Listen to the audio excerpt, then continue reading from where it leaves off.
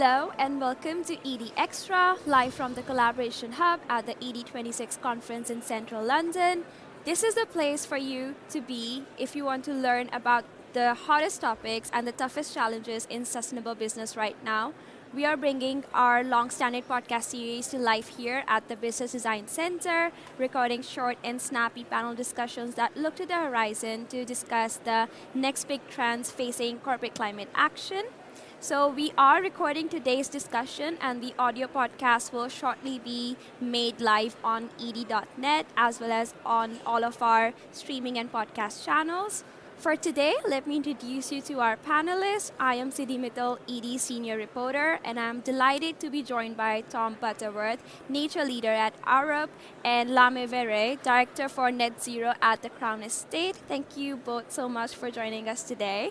It's a pleasure. Thank you for having us. Today's discussion is about integrating nature into buildings and infrastructure. And I think it's a fascinating time to be having this conversation because nature is finally climbing up the boardroom agenda. And with the UK recently having published the land use framework and the biodiversity net gain now in practice, the policy teeth are kind of finally there. But every so often we still hear about nature being seen as this landscaping add-on rather than a fundamental requirement or a foundation of decarbonization of infrastructure. Tom, you've been instrumental in designing the VNG metrics. In your experience, from a technical standpoint as well, how do you integrate nature into the built environment in a sense that it becomes a fundamental structural requirement rather than a nice to have or a nice to add on at the end? That's a great question. So the first thing is that we need to consider it right at the very start of a project so that it is part of the design from the get-go, from the beginning. And if we do that, and Biodiversity Net Gain encourages that, we can start to build in the green spaces as part of our infrastructure. So it's not something separate, it's part of the structure of the place that we need for that place to survive, be vibrant, to support all of the things we need. So on large development, let's say road development, we can think about not just the road, but also the verge next to it, and that will help for the Biodiversity Net Gain requirement, but we can then also think into the wider landscape.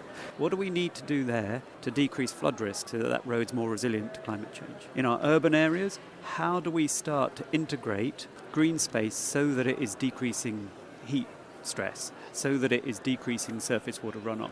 And if we think of it like that, it gives another value, another way of looking at biodiversity that's not just an add-on, but critical to that infrastructure. Great. And Lame, Crown Estate manages a massive, diverse portfolio from urban centers to seabed. How do you translate Tom's advice on integrating nature into value proposition that then convinces stakeholders that nature is not a cost center, but rather than a protector of capital? So thank you very much for that question. From our perspective at the Crown Estate, every decision we make has to go through four lenses, right?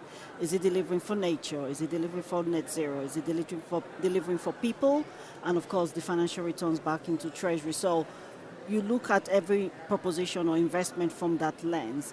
But when we come specifically to nature, I think one of the things that the world has kind of missed is that they forget that nature is an asset class, is an infrastructure project, and so you have to treat it as you would treat any other investment case. But I think fundamentally the other piece that I think gets missed when it comes to nature is because everyone thinks it's free and it's just there, so it's priceless, but it's actually of value add when it comes to climate mitigation, adaptation, and resilience. So from a built environment perspective, we've done a lot of work in our West End playbook area, Regent Street, where we have a lot of real estate, and we did the Wild West End, where you kind of bring nature back into city. We had another little project called Who Else Lives Here, which when you look around your environment, what else is living there beyond the humans that you can see? You've got the birds, the bugs, and the worms and all of those things. And they create the ecosystem and the biodiversity that you need for city. And Tom made a really critical point. Everyone thinks the biggest climate event that is going to happen is flooding, but I think heating is going to be a much bigger one because of built environment. If you live in a concrete jungle, it's going to heat up more, so we need to bring more trees to cool it down. because we can't rip up all the concrete now, but you can introduce trees and plants. So we're sitting in this lovely building. They could have put some potted plants in here for our well-being. So from an investment case perspective, sorry, I digressed, we do not put value on the non-price and the non-commercial benefits of bringing nature into built environment, which is about well-being, it's health, it's a few more things, and productivity as well. If your people are not feeling unwell, they work more, and you can kind of have an economic case there, but it's not priceable at the moment, so it's quite hard to then bring the business case in a traditional way. And so I think we need to start looking at business cases in a different way so that we can include the non-price, the non-commercial aspects and benefits of nature and biodiversity from a human being perspective. Yeah. Great, and so rightly pointed out the rising risk from heat stress. We're seeing only more and more reports from government and other stakeholders in the built environment emphasizing just that. And when BNG was introduced, the industry welcomed it, but we're kind of in a policy sandwich right now with BNG. So on one side, we have the May deadline bringing massive infrastructure projects into the BNG fold, which will of course then skyrocket the demand for nature units. But on the other hand, there are proposals for exemptions for small urban sites that are not yet law, but could be. So for a sustainability professional, what is the risk of not acting on BNG right now and banking on that exemption that doesn't exist yet? And also, how do we prevent the nature desert in our cities if all of these small site exemptions eventually go through? I think that second point is a really critical one. So biodiversity net gain is a measure of the starting point for biodiversity on the site, and then a commitment to increase that, whether on-site or elsewhere. So in a very urban setting, the starting point is very low. And so it can be actually very easy to deliver positive outcomes. So biodiversity net gain then suddenly doesn't become the key driving force for benefits or for creating green space in our cities. And here in London, we've got other commitment, urban greening factors that require us to put in green space irrespective of what the starting point is. And I think we need these things together. I think biodiversity net gain does a really good job, especially when we're starting from some biodiversity on those sites. And I personally feel that those exemptions aren't necessary. What we need is some tweaks to the rules, to how it's assessed and managed, but exemptions don't actually necessarily help. What we need to do alongside that is have other requirements that mean that we're putting green space in order to decrease the heating of those areas, to decrease the stress from heat island effect, to help us manage surface water runoff. And if we do that, then our cities will be more resilient. And we've got to make sure that that's something for everybody, not just for those that can afford it. And that's the risk of these exemptions, is it becomes something that we put in the green space into the richer places. And that would be a tragedy. We know that in the States, for example, we've seen increased numbers of deaths due to heat in streets, in poorer areas where they don't have the trees.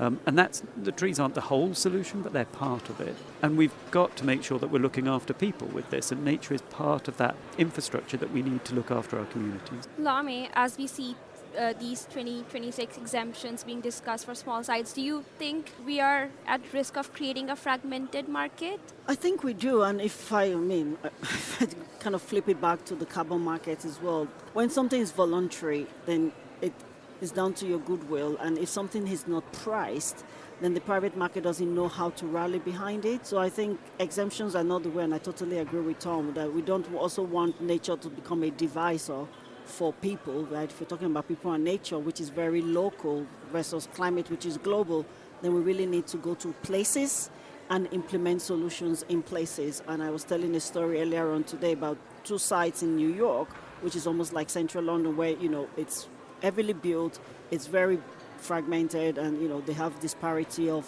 quality of life, of living. And they took a site and left it with all the graffiti and everything else that just made it look run down, and took another site and just planted some plants and just greened it a little bit. And in weeks, you could see the one that was run down just continuously went down, and the one that had a bit of green, people started looking after it, right? And so it's just going beyond the kind of, if you don't have a garden, doesn't mean you cannot have nature near you, and how do we use public realm to create those green spaces for communities that do not have the luxury of a big garden or access to a park. You know, if you live in a multi-story housing, how do you bring nature into that space for the well-being of the people living there? Because if you don't put people at the heart of everything we're doing in this transition, then we really risk the unintended consequence of creating a divide between the haves and the have-not. And I think that's a really crucial thing for us not to lose sight of. Definitely. And as the demand for nature units rise here in the UK, how is the estate preparing its own land and seabed to act as a buffer for the rest of the UK's massive nature unit demand? So if we take the terrestrial point first, so we've committed to reallocating 50% of our land holding back to nature as part of our nature recovery commitment. But we've also got an environmental fund of 20 million to help our farmers to, implement sustainable farming practices. On the marine side of the house, we've got our marine delivery route map, which is basically taking the whole of the seabed, mapping it out, and making sure that we are locating the seabed to the right activity in the right part of the seabed. And so we are taking that custodian role very seriously and making sure that we do not inadvertently create unintended consequences further down the line, because we're not taking a whole systems approach and looking at the picture of the portfolio rather than the individual sectors that we need to serve. So doing the best we can, but I think it's all on board. And like I said, like a building like this, we can bring in nature, right? You don't need to have a park next door. And everyone's been in this building all day since morning, and we're all kind of not being able to go outside. So you can bring the outside in. And we need to think a little bit creatively in how we bring people and nature together, because the benefit case is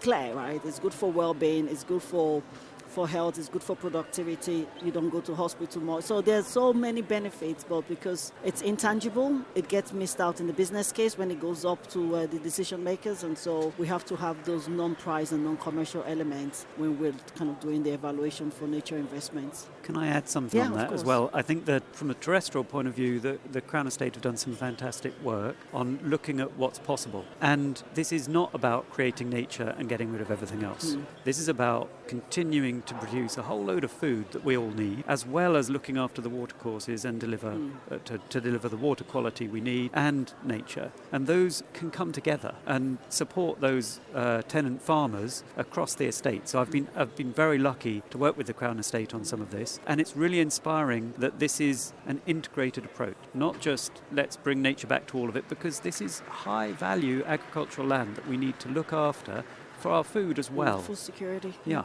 absolutely. So but these things can work together, and I think the Crown Estate are an exemplar of bringing that together and delivering that. Just to kind of wrap it together, so our portfolio really sits at the nexus of energy, land and water. And so how do we use that for the benefit of the people?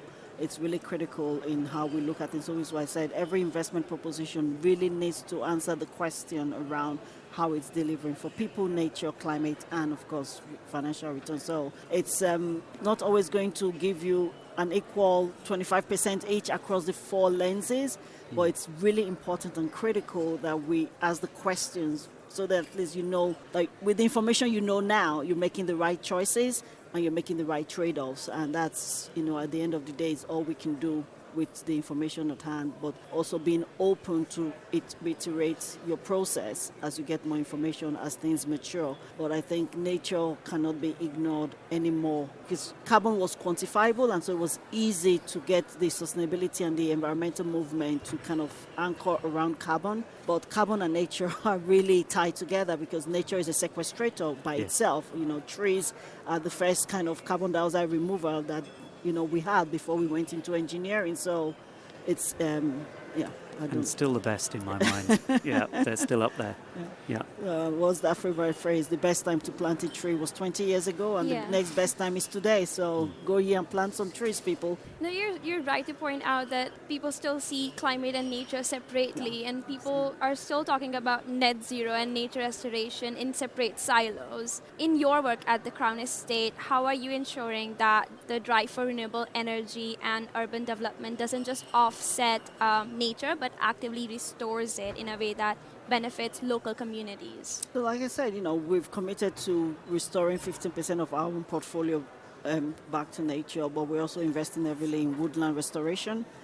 We signed up to the Woodland Code. We're signing up now to the Peatland Code, so we're investing in peatland restoration. So when we talk about people and nature, right, and we we're talking about this earlier on, Tom, is that climate is global, but people and nature is very local. And so it's a place-based approach. And so you've got to meet people where they are at, and the challenges of one region versus another can be different, and so you've got to tweak your approach. In some communities, it could be that because the industries are dying off or kind of transitioning away, and so you need to bring more jobs back. And so you're improving lives and livelihood in a local place. If you plant all the trees in the world and they have no jobs, you've not really solved for the equation there. And so in some other areas, because of the coastal erosion, we're taking seabed aggregates from the seabed that we look after to create coastal barriers to mitigate against flooding. So the portfolio itself serves each other between what we're doing in marine, terrestrial, and in the built environment. And I think we are that nexus. We are in that nexus of energy, land use, and water management. And so bringing them all together is inevitable. We can't look at it in silos. So for us, climate and nature is one. We've got to deal with it as one exam question to answer. Yeah, we're not going to be able to meet our climate commitments without looking after nature. But let's put it a different way around. Let's pretend we could. Let's imagine we solved climate change and we did everything we needed to do to meet the Paris Agreement. Suddenly, boom, and yet we still lost nature. Imagine, so we've lost 70% of the abundance of our species since last 50 years. If that continues, what would it be like living in that world? Mm-hmm. I mean, we are nature as well. Exactly. You think about it. But imagine, fine, we've solved climate change, and what have we saved? A land with rats and cockroaches. That's not where I want to live. That's not where I want my kids to live. No, I love my house plants too much.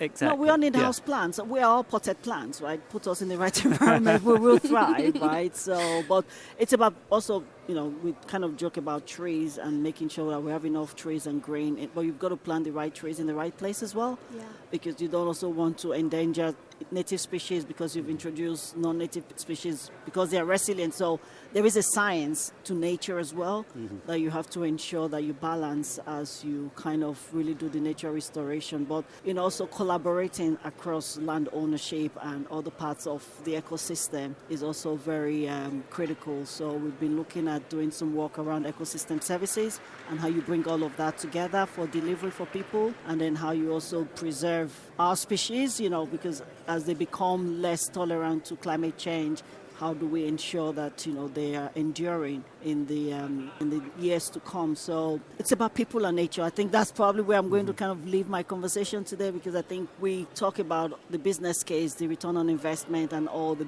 buzzwords. But at the end of the day, if you think about the triple bottom line, it starts with people.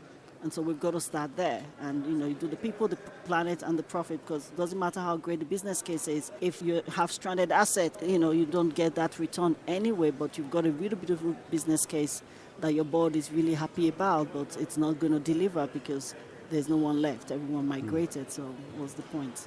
Yeah, and businesses are starting to slowly understand the importance of that, but there's a long way to go, which brings me to my next question, Tom. In addition to your work at Arup, you also work with BSI and ISO. On an international level, are you finally seeing a shift in how policy frameworks are designed, and do you think they're designed fit to force the hands of developers to actually put nature on the pedestal that it deserves? I'm not sure we have to force their hand.